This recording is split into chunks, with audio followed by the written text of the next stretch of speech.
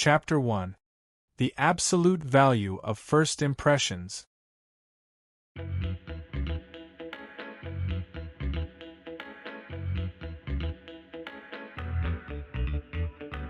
The wailing of sirens cuts through the air, drowned out by the thunderous roar of shattering glass and collapsing concrete. An unstable high-tier dungeon break has ripped through the heart of Seoul. Dust clouds billow through the commercial district as panicking crowds surge down the ruined streets. Amidst the chaos, a 28-year-old man moves with quiet, precise determination. Seo Ji-hoon works to clear a path for a group of stranded civilians trapped beneath the overhang of a damaged storefront. He keeps his composure, shielding the terrified onlookers and guiding them toward an evacuation zone. He has a quiet life to return to, 3 younger sisters counting on him, and university applications to finish. A life carefully calculated and entirely ordinary. Until the air itself begins to burn. A violent tempest of crimson mana tears through the alley, radiating intense heat. Out of the dust staggers Henry Knox. America's top-ranked S-rank Esper is 23, covered in blood, and burning through the dangerous limits of his power. His mind is a chaotic hellscape of psychological strain and psychic static. Every muscle in his body aches, strained to the point of complete collapse. As Henry loses his balance, his heavy hand shoots out, grasping blindly to steady himself. His fingers clamp down tight around Ji-hoon's bare wrist. The effect is instantaneous. The violent, deafening static inside Henry's mind abruptly dies. In its place comes a sudden, miraculous wave of absolute, cooling silence. The overwhelming pressure in his chest vanishes. The raw friction of his burning mana settles into a smooth, effortless current. Henry snaps his head up, his pink eyes wide with stunned realization. He looks directly at the quiet man whose wrist he is still gripping, staring as if he has just witnessed a miracle. For Ji-hoon, however, there is no magic. Only the crushing grip of a giant, bloody nuisance who has just completely ruined his afternoon. Let go of me. The young Esper does not let go. Instead, his fingers tighten, his breathing evening out for the first time in months. He stares up at Ji-hoon with an expression that shifts rapidly from total disorientation to an intense, unapologetic fascination. Who are you? I am someone who needs you to unhand my wrist so I can get these people to safety. Henry stands up slowly, full height, never breaking the contact. A slow, arrogant smile spreads across his dust-streaked face. Not a chance. You are coming with me. The sterile, sharp scent of antiseptic fills the high-tech medical lab. Keyboards click rapidly in the background, surrounded by the tense, hushed whispers of researchers and the sharp hum of diplomatic phone calls echoing through the glass walls. Henry Knox sits on the edge of an examination table, refusing to let go of Ji-hoon's wrist. Every time a technician approaches with a scanner, the American Esper growls softly, his pink eyes flashing with absolute warning. He holds Ji-hoon close, anchoring himself to the miraculous silence that now floods his mind. Ji-hoon stands rigid beside him, his expression cold, polite, and entirely unimpressed. This is a clear violation of my rights. I am a civilian. I have 3 younger sisters waiting for me at home, and I have university applications to finish. Henry doesn't even look up from where his thumb is gently stroking the inside of Ji-hoon's wrist. You can finish them in the States. I'll pay your tuition. I'll buy the university if I have to. I do not want your tuition, nor do I want to go to America. I want to go home and finish my application for pure mathematics. The heavy glass door slides open, and the Korean Association director walks in, his face pale as he reads the digital tablet in his hands. The lab grows dead silent. The results are confirmed. S-rank guy. Compatibility rate with Henry Knox. 99.8%. Ji-hoon's world shatters in an instant. The director looks at Ji-hoon with an expression of deep, helpless apology. The Korean government is already buckling under the immense political pressure from Washington. S-rank assets are a global rarity, and America's primary weapon has just found his absolute match. The paperwork is already being drafted. A work-only contract. Full security, top-tier compensation, and immediate transfer to the United States. Ji-hoon turns his sharp, dark eyes back to the younger Esper, his voice dropping into a dangerous, icy tone. You pulled every string you could find, didn't you? You just ruined my entire life. Henry looks up, meeting his glare with a beaming, unapologetically smitten grin. I saved both our lives. Now let's go pack your bags. The soft, steady hum of the jet engine vibrates through the floorboards of the private cabin. The dim, warm interior light reflects off polished mahogany, leather seats, and the vast expanse of clouds visible through the oval windows. Across the aisle, Henry Knox reclines comfortably, his pink eyes glued entirely to the man sitting opposite him. A faint, smitten smile plays on the young Esper's lips. He looks completely refreshed, relaxed, and anchored, resting his chin on his palm as he unabashedly watches every subtle movement. Seo Ji-hoon sits perfectly straight, entirely ignoring the giant, overpowered nuisance staring at him. The physical contact required for guiding is currently reduced to a light, steady touch.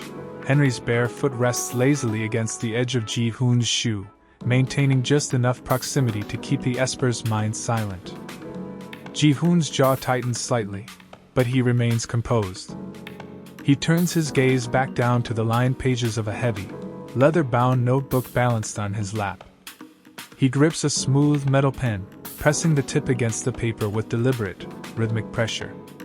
The soft, scratchy sound of ink meeting paper becomes a meditative shield, blocking out the absurd reality of being whisked away across the Pacific Ocean against his will.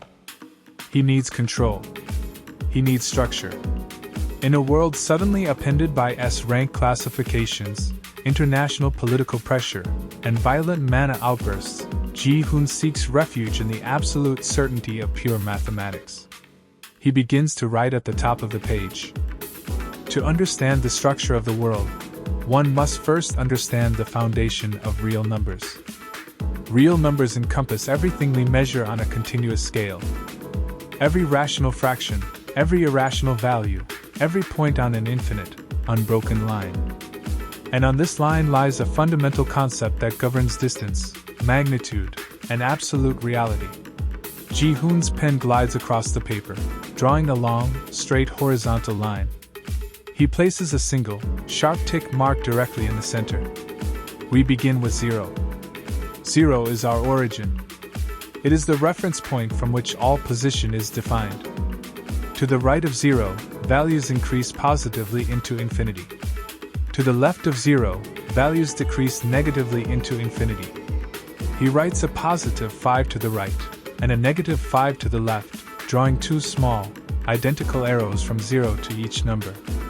Now we introduce the concept of absolute value. Symbolically, we represent the absolute value of a quantity x by enclosing it between two vertical bars. Absolute value of x. What does this operation actually perform? It is not simply a rule that turns negative numbers into positive ones, though that is often how it is casually memorized. Mathematically, the absolute value of a real number represents its true geometric distance from 0 on the real number line. Distance, by its very definition in standard Euclidean metric spaces, can never be negative. Distance is a non-negative quantity. It measures how far apart 2 points are, completely independent of the direction you must travel to reach them. Ji-hoon taps the tip of his pen on the paper, letting the sound echo faintly in the cabin. Consider the value positive 5. How far is positive 5 from 0? It is exactly 5 units away to the right. Therefore, the absolute value of positive 5 equals 5. Now consider the value negative 5. How far is negative 5 from 0? It is also exactly 5 units away, merely extending in the opposite direction to the left. Therefore, the absolute value of negative 5 also equals 5. Both numbers, despite having opposite signs and lying in completely opposite directions on our number line, share the exact same magnitude. They exist at the exact same absolute distance from the origin. He writes out the formal piecewise definition of the function, his handwriting pristine and perfectly aligned. For any real number x, the absolute value of x is defined conditionally.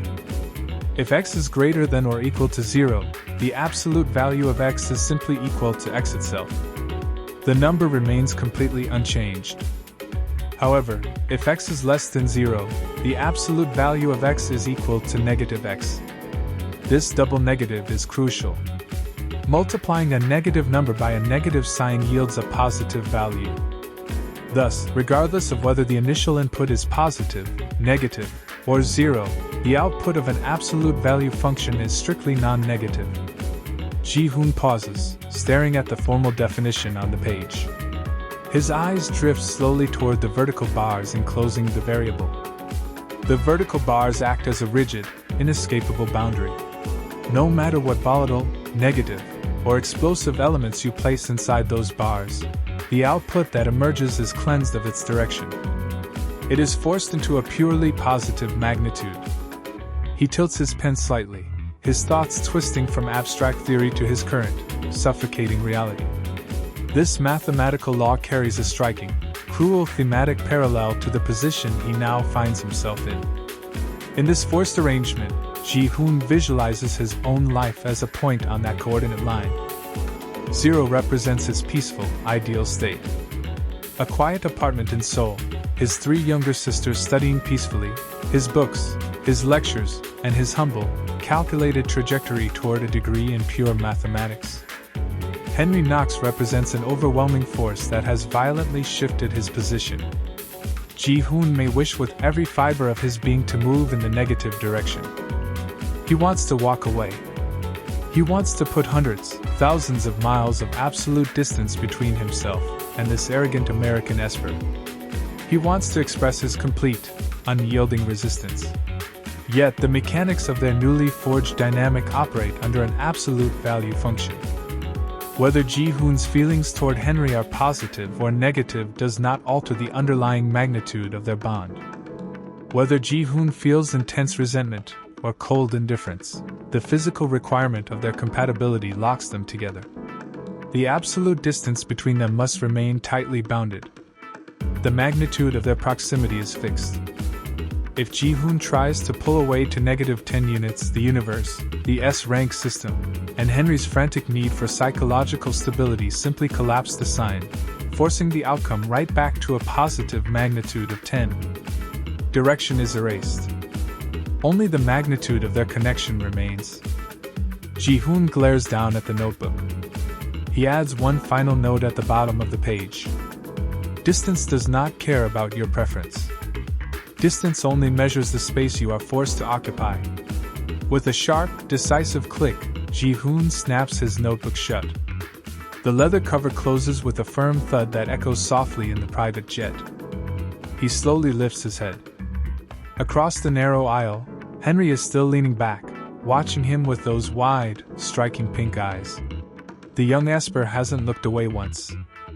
As soon as Ji-hoon turns his glare toward him, Henry's smile only widens, unabashedly smitten, entirely unfazed by the icy fury beaming from the older man. Ji-hoon holds his breath for a second, letting out a slow, silent exhale through his nose. He places his pen inside his pocket, shifts his leg just enough to feel the persistent touch of Henry's shoe against his own, and stares coldly out the window into the endless dark sky.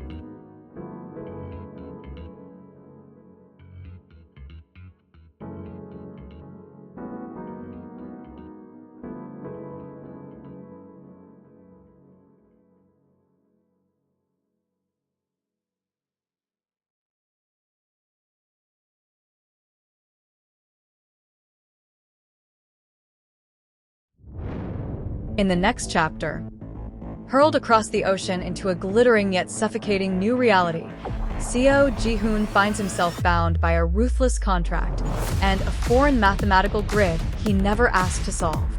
Meanwhile, as the ink dries on a power user's scholarship, a quiet realization begins to take root. Absolute distance from an S-rank Esper might just be a variable he can no longer control. Don't miss Chapter 2. Variables of forced relocation.